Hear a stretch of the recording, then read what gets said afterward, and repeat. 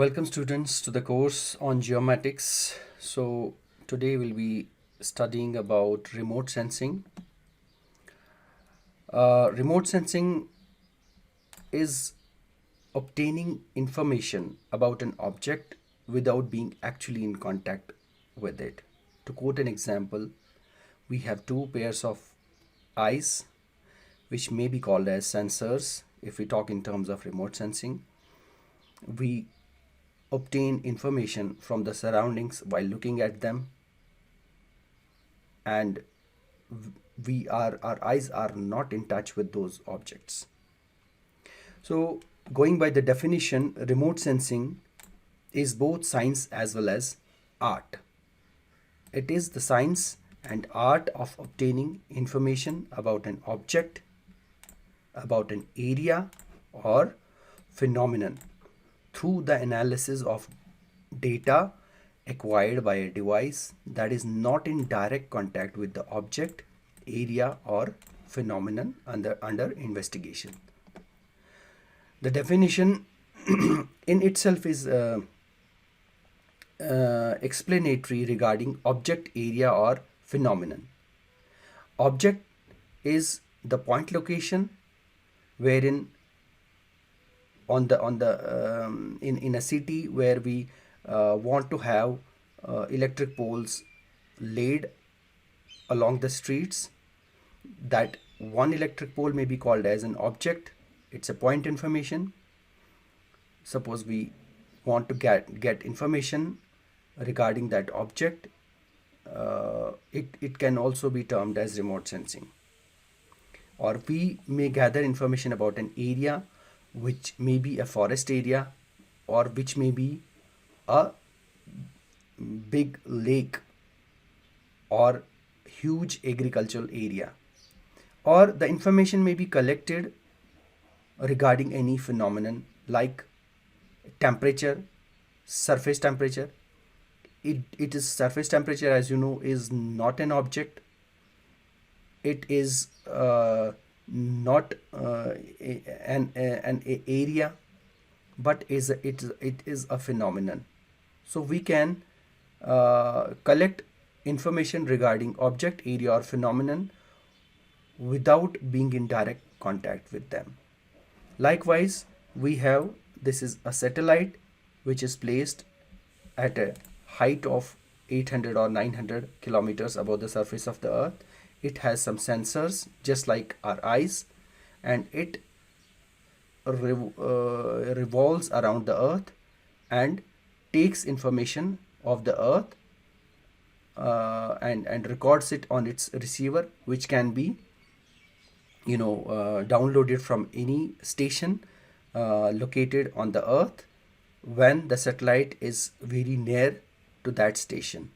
And that data which is collected from satellite or downloaded from satellite can be used for analysis. This is in a nutshell the definition of remote sensing. Now, how does it work?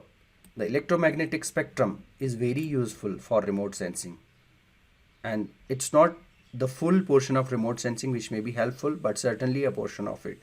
Now we just need to know about our electromagnetic spectrum, which ranges from, you can say here, cosmic rays on the left, then passing gamma rays, then X-rays, ultraviolet, then we have a short visible portion, then near and middle infrared region, then thermal infrared region and microwave region, and ultimately we have radio and TV region.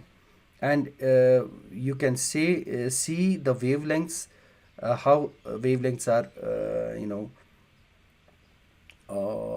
increasing from left and when we go towards the right. And when we expand this visible, this is a very narrow band, visible band. Here you can see when we enlarge it, it is further composed of ultraviolet, blue, VIBGYOR, you already know, violet, indigo, blue, yellow, orange and red, green, red, near infrared, and the wavelength range from 0.4 micrometers to 0.7 micrometers. Now, having a look at this, we can say with the information that we have that from this region to this region, normally these wavelength ranges are useful for remote sensing. And you can see here it is 0.3 to 0.4 micrometers in the photographic ultraviolet region, to 0.1 to 100 centimeters in the microwave or radar region. So practically photographic ultraviolet, visible region, near and middle infrared pertaining to the wavelengths which are given against them, thermal infrared region and microwave region, all are available for remote sensing of this earth. And different uses have been given, like can be this microwave has the ability to pass through clouds, fog and rain, and hence can be used during rain or fog. Now, what are the different types of remote sensing? We need to understand that we have different kinds of sensors. One is optical remote sensing system and one is radar remote sensing system. Optical sensor system is which human eyes can also see, like we have, and the wavelengths under this are include visible reflective infrared and thermal infrared. And now talking about the source for visible reflective infrared, the source is sun, which is falls on the surface of the earth and is reflected to the satellite, which receives the signal. And in case of thermal infrared, the object itself emits the radiation which it has absorbed. Like earth, when it is a little hot, it emits radiation because of having a certain temperature. And the source directly at that point of time is not the sun, but it may the temperature which it maintains is the source of emissivity. And that thermal infrared is captured by the satellite, which can form an image and forms a part of remote sensing. Now here likewise, here the reflectance takes place in visible reflective infrared remote sensing system, and in thermal sensing system it is emissivity.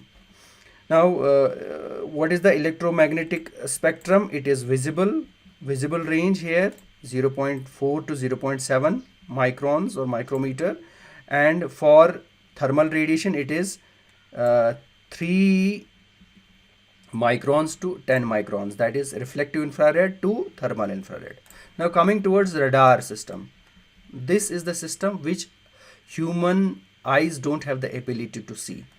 We call this as microwave remote sensing system or radar remote sensing system, wherein the satellite has its own source of energy and it bombards towards the surface of the earth, which is reflected, and then it forms the image on the sensor of the satellite, of the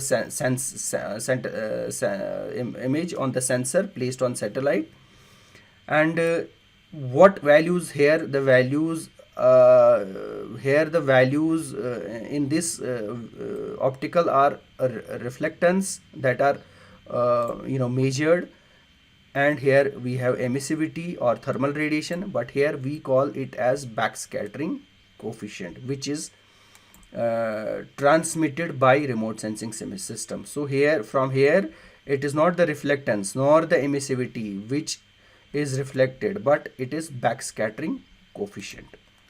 Now electromagnetic spectrum is the microwave region. It is now 1 mm and above.